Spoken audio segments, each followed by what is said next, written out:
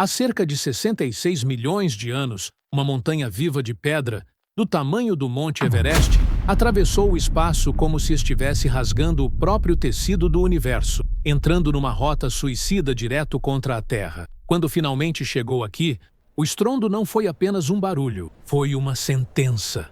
Ele colocou fim aos maiores répteis que já caminharam por este planeta. Mas o fim deles não aconteceu em um único golpe. Não mesmo. Eles encararam uma morte lenta, dolorosa, quase cruel. E isso levanta uma pergunta que ainda arrepia muita gente. Como esse impacto desencadeou o maior tsunami que a Terra já experimentou?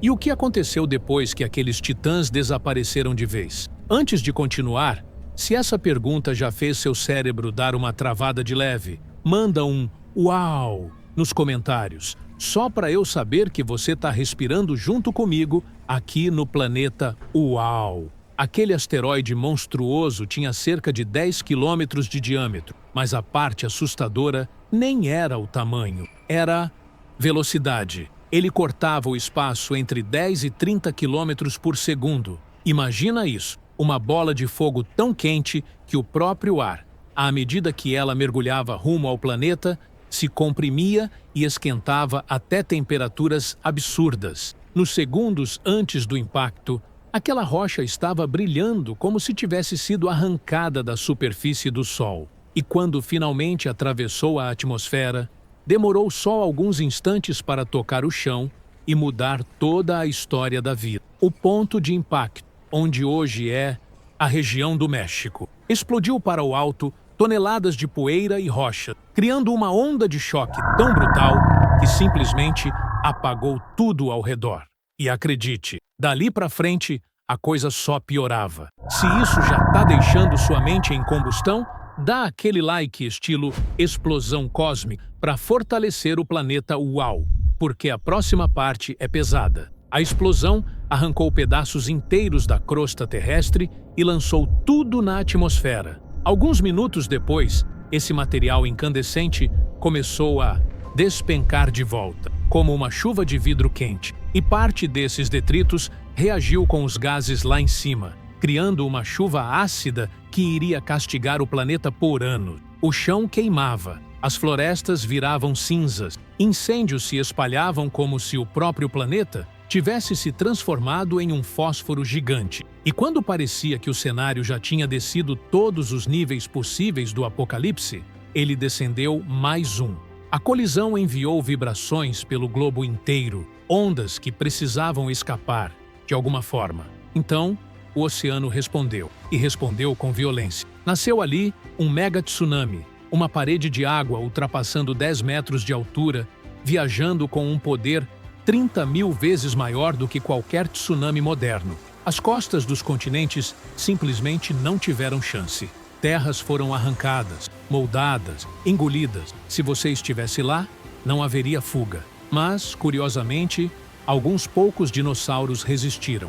Os que estavam longe do impacto não foram torrados de imediato e também não foram engolidos pelo tsunami. Porém, a sobrevivência deles seria temporária. Quando a poeira levantada pela explosão se espalhou pelo céu, começou uma nova era, o inverno nuclear. E não tinha nada a ver com bomba, mas o efeito era o mesmo. A quantidade absurda de partículas no ar impediu o Sol de alcançar a superfície por meses, talvez anos. A Terra ficou fria, escura, hostil. Os dinossauros não eram feitos para esse tipo de mundo. A temperatura afundou. Os incêndios libertaram gases que mudaram a atmosfera e a fotossíntese simplesmente morreu. Sem luz, as plantas definharam. Sem plantas, a cadeia alimentar que ainda restava despencou. E aquela chuva ácida continuava. As águas dos oceanos ficaram tão ácidas que boa parte da vida marinha não conseguiu se adaptar.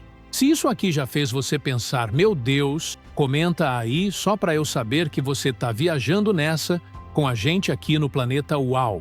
Com tudo isso junto, impacto, fogo, acidificação, escuridão, 75% o planeta desapareceu da vida. A única boa notícia, se é que existe algo positivo num cenário desses, é que criaturas como o T-Rex desapareceram também. Admito, Parte de mim agradece por não cruzar com um deles hoje em dia. Quando o último dinossauro deixou seu último suspiro, a Terra virou um lugar vazio, silencioso e cheio de dor.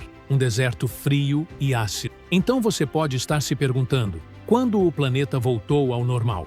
A resposta é simples, não voltou. Pelo menos não como era antes. Reinventou.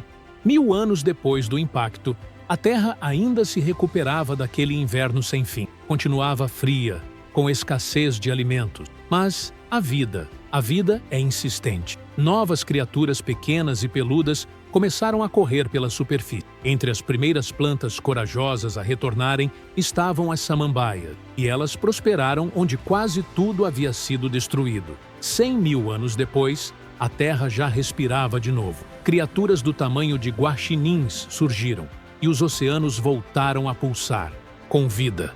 E então, cerca de 10 milhões de anos mais tarde, a biodiversidade estava restabelecida. Mas não era a mesma Terra. O planeta tinha entrado oficialmente na era dos mamíferos.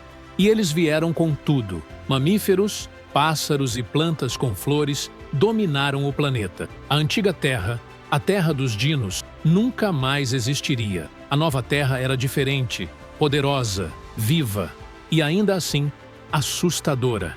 Monstros gigantes como o Paraceratherium caminhavam pelas planícies, enquanto o Megalodon governava os oceanos com uma mordida que faria qualquer criatura tremer. E, sinceramente, ainda bem que essas criaturas não estão por aí hoje. Ninguém quer dar de cara com uma Meg num dia de praia. Mas essa é uma história para outra aventura aqui no planeta UAU. Se essa viagem pelo caos pré-histórico mexeu com você, deixa o like de impacto e se inscreve no Planeta UAU, para não perder as próximas loucuras que a ciência ainda esconde. E já aproveita, tem um vídeo do Planeta UAU te esperando logo ao lado. Uma história ainda mais intrigante do que essa. Clica e continua nessa viagem comigo.